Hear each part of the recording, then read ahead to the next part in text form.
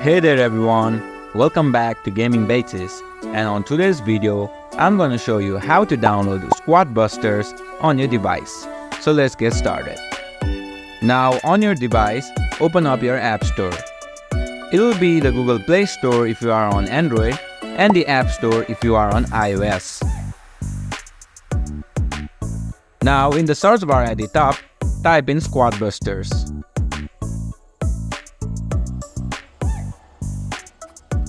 You should see the Squad Busters game by Supercell. Now to download and install the app, just tap on the install or get button depending on your device. The app will now download and install automatically. Depending on your internet speed, this might take some minutes.